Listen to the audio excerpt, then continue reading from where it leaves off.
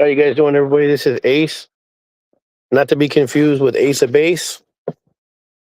How you doing, Ace? This is Ace, the Patriot Riot. He likes puffs, so I'm gonna give him some puffs. Not Puff Daddy, but little sugar puffs. You want some sugar puffs, buddy? Oh, there's one right there. All right, so we're here in the nation's capital with Ace. He's a super cool. Where's my camera? Oh, there it is. There we go. There you go. Did you find it? There you go, Bubba. There you go. Let's hear it. Ace, he's a celebrity. He's a return trip person to Washington, D.C. And we came here today to prefer action on his behalf and the behalf of his family, who was lured here under false pretense by some folks that gave them the indication that, like, hey, show up and this would change the circumstance, but it didn't. It just it made things worse for many people, to include this little guy right here, who's destitute, and he's like one day away, or um, one decision away from being out on the streets, because he, like so many others, have been laid to waste by what is known as family court. And this little Ace right here, he came to DC at the end of last year under the belief that something was going to happen that was going to just change. So his sister, not meaning like sister, but the daughter of the young lady who was lured here by these predatory so-called advocates that, who knows, I'm not here to say they don't advocate, but I have met people that have said that it's not what people say it is. If you pay somebody $2,500 to do something that you could do yourself that's not going to be effective, that's not money well spent. And so the indication that it gives is that these people are using the story, the narrative, and the harm of these folks to make it seem like they have this massive caseload. And think about that. Just if you say these are all my clients and you have a client list, so called, then you can sell your services or market them to people, and it seems to be a numbers game. And I've seen a lot of people, unfortunately, suffer at the business end of that. I mean, if you spent $2,500, that's a lot of money. And if that's your mortgage, if that's your car payment and everything, but you're thinking, okay, hey, this is going to help me restore what was essentially stolen from me, my rights or what have you, then of course, who wouldn't spend that? Because for retainers, for attorneys, it's pretty dang high. And even for consultations, there are some consultations that are free consultations, but even that, sometimes they'll have you sit down with the paralegal instead of an attorney. That happened to me up in up in Sonoma County.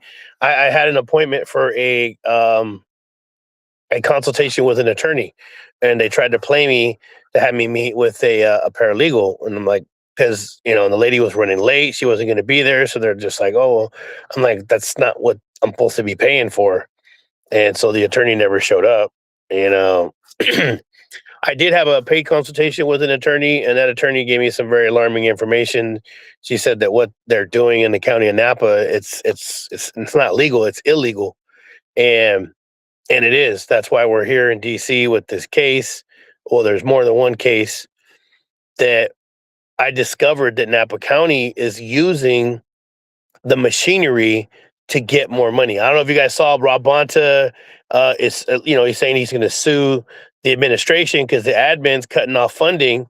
Because think about it, if they're incentivized to profit off of making money off people, they don't care what they do. Or that's a dangerous dynamic where if somebody is going to profit off of breaking up families or the funding and the benefit and all that, that's extremely alarming.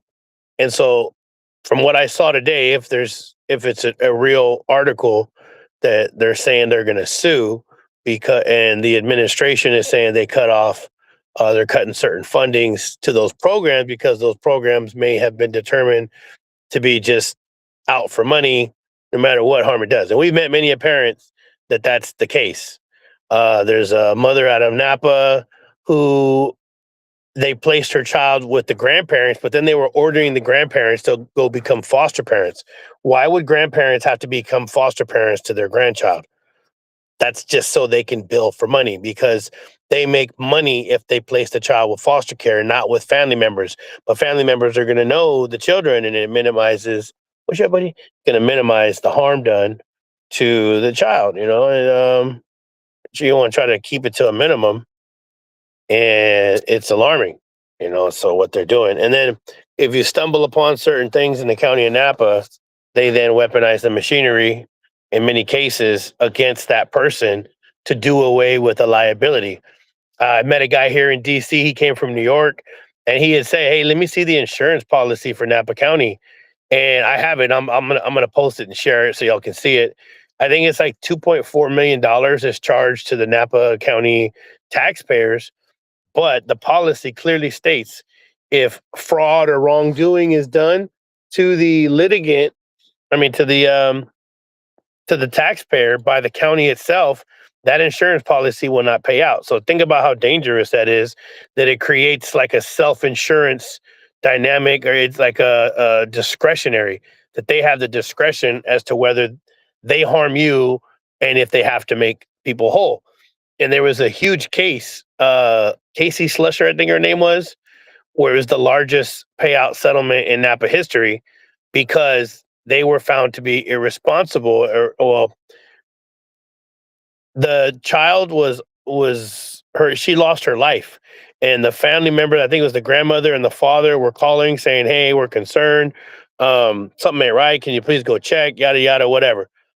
I don't know what it was that led to them being determined to not have done the job, but the little girl was not alive. The mother and her boyfriend had dispatched the young lady, and she was no longer with. So that would have been something along those lines, and they have to pay that out of the general fund. So think about how dangerous it is for if a county official of any kind or anybody working in a capacity where they interact with a taxpayer, if they did the taxpayer harm, that the Napa County could just be like, yeah, no, we're not gonna do nothing about that. And that's just the scenario that they've created. But if somebody comes along and there's a liability, they have made a weaponry out of the judicial process, and the arbiters are complicit. And the California First District Court of Appeals, as high up as the Chief Justice of the state of California, because they don't do anything to intercede, and they actually violate their own rules. For example, if an arbiter, I mean, excuse me, if an arbiter is being biased or improper or anything like that in the court, they always tell people, "Oh, judicial immunity, younger abstentia, appeal it. Appeal is the proper vehicle for um, being discontent with a ruling." But then people go and appeal, and they just completely press aside controlling precedent, or like there's non-discretionary laws, and some of the judges are rewriting the law from the bench, which is legislating from the bench. It's a violation of separation of powers, and there's mandatory pathways when somebody wants to disqualify a judge in Napa County and in California. You are to write out. Well, I'll show you guys one, and I'm going to show you guys their response. And there's once the court is served, the judge is served, they're supposed to respond in writing to each one of the allegations. It's supposed to be a verified response, and then there's within, I think, 5 days they have to give you a list of 10 arbiters from other counties that could review the matter, and you have to go through a selection process. So you're supposed to be part of the process. They're not supposed to just mow you over and say this is what it's going to be. And then should you and that arbiter or the court, whether it's the CEO of the court or whoever's dealing with it, Um, should you not come to an agreement on an external judge to evaluate if there is judicial bias, then the judicial council is supposed to step in, and then that would be the chair of the judicial council, which would be Chief Justice Guerrero. That's the Chief Justice Patricia Guerrero of the California Supreme Court, who's part of that like council or that group, or I don't know what you call it, the people that when they do the judge selection and then they sit down when the judges become a new judge or they get promoted. And so you can see they're all very tight. It's the same people, from the governor to the chief justice to the presiding justice, like what's her name, Tracy L. Brown. They sign off on this, and I'm going to show it to you guys. Like if there's a controlling precedent in something like Family Code 2030, it says it's mandatory if certain benchmarks are met, and if those are met and they're denying it, and then they're ignoring the controlling precedent, which would be in remarriage of Knox 2022. Well, what else are people to think? If they're ignoring their own precedent, or if we can show you that, hey, they're supposed to do it this way, it says must and shall, but still they are not doing it, then that's the indicator that there's something clearly afoot here. A toe, a foot, whatever you want to call it. This is Ace right here, folks. I hope you say hi to Ace. You get a chance, tap. Oh, you can't tap the screen here, huh? Yeah. This guy's a little family court warrior himself here. His name is Ace the Patriot Riot. Let me put him in the light here so y'all can see him. What's up, little fella?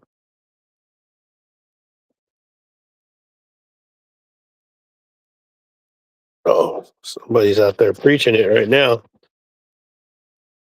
So we are here in the United States Capitol. We came to file a federal action. As forementioned, it is. Hold on. There's the DC Consumer Protection Procedures Act, the CPPA, 28 USC 1332. Because this little monkey here and other folks were lured here under false pretense. They were given this whole. I mean, these people even put out a menu that was not like it was a menu from a restaurant or something, and it's sad because the people that I saw here were people that showed up for other events that spent money and were complaining about the fact that they took the time off from work. People drove and flew from other states. And some of those people that I had seen here in the Capitol before that were disgruntled about what happened before, they were now party to this thing. And it's just like there's people that are clearly here to help, no doubt. There's good folks. And then there's people who want to help, but they also want to make money, and one outweighs the other. Because if you're willfully, intentionally duping people that have already been decimated by this system, and you've been decimated, and you're trying to pull yourself out of something, some people ain't even trying to pull themselves out of. They're like living a quality of life that probably didn't exist even before.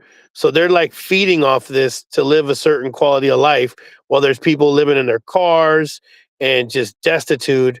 And so I have no love for them or what they're doing. And some people tried to speak out, and then those people weaponized their minions and different folks and targeted folks going after people's platforms or whatever. But so this is federal action that's to be preferred against this corporation. The corporation alluded to their status as a nonprofit, and when that came to the surface that wasn't the truth, that was part of the ruse. And that's the ruse when they go into these places. And I mean, think about it. Say I walk into a senator's office and I'm like, I got this nonprofit, and what we're doing is we're looking to help people, and we're going to do this and that. And then I show a senator or a congressman that I have a nonprofit, and then I'm telling people like, hey, the senators and the congressmen, they need you here so they can hear your story, and you're playing both sides to achieve a ulterior motive. And then a bunch of people are coming thinking that they're going to have access to decision makers and people of power, that can intercede, but it's not true. But and then it was a dirty, underhanded thing that I saw. And this person that's here now, like I said, spent money and time and suffrage like so many others did. I was live and saw this lady was crying. She was on the way here driving from another state, and she was crying, just like completely destitute. And one of the things that I noticed that they do with this little scheme is that um that they tell people that they're the leads of a state, you know. And I was like, right when I heard that, I was like, ooh, that sounds like hustle. You know, like, oh, here, I'm gonna give you a title and get inside the person's head so that when they have to make decisions that would be logical or maybe like, should I do this? Should I dedicate the 8 hours in my day or 10 hours because I want to support other people and the mission? And really, they're doing the work of those people that they should be doing because they're like, oh man, I can't let this person down. I can't let everybody else down, but in a sense they're letting their own child down because they're pulling away from the effort that's needed to fight their battle, you know. And if any parent wins, then all parents win because it echoes across the board. But these people are using hustle tactics and schemes, and then they try to put that hard they try to put that how you say, they try to lean against people that don't agree with them or seek to, they call it into question. They're like, this seems like hustle. um and so they ostracize those people, and then those people get targeted. So definitely not something that should be going on. And the fact that it's often people that have been on the business end of suffrage that are now part of the pressing of the pain, it's just, yeah, it's terrible. It's terrible. Anyways, this is Ace, the Patriot Riot. He's in DC. We'll probably go over there to the White House in a little bit here and try to get some try to get some of the message out there. It's just brutal hard, brutal to like when people are breaking and shattered and they're telling you their story or they're suffering, and you want to help, but it's just like it's overwhelming. It's like you got a full cup right there, your own self, and then it's like, and uh, you want to have faith, but we're battling extreme power, and so it requires tenacity and drive. And there's days where it's overwhelmingly exhausting. And so, what's up, little buddy? What's going on, man?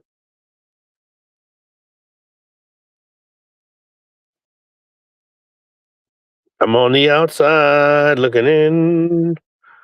Ooh, I don't want to be back on the inside once again. All right. Well, I don't want to bother y'all too much. I'm gonna take care of little Betty here. Get him some good snacks. Just wanted you to know there are people that are diligently out there fighting. They're not out for profit. They are out there because, man, I've seen some people just knocking their head against the wall, not like physically, but just spiritually, and they're really trying to find out how to fix this. So hopefully, with what I saw today, that I mean, if I got to check to see if it's real, but they are starting to cut off some of those faucets. And then I remember when the Doge thing came out, this guy came on there and he said something that reminded me of George Bush. And George Bush is like, sometimes you got to get up on that horse and ride it, you know. And the way the guy said, he said, there's a saying I don't know where he was from. And he says, if you throw it, a rock at a pack of wild dogs. He says the dog that yelps the loudest is the one that you hit, and he says that's what he was saying is the people that are doing the schemes, when the scheme is in jeopardy and they may no longer be able to do the hustle, they start hooting and hollering and they're loud as can be because they're trying to get over. They're mad that their scheme has been exposed or they're concerned about consequence or whatever. What's up, little guy? I don't know what's up with my camera. There we go. So y'all say hi to this diplomat right here, this ambassador to progress right here. This is Mr. Ace the Patriot Riot.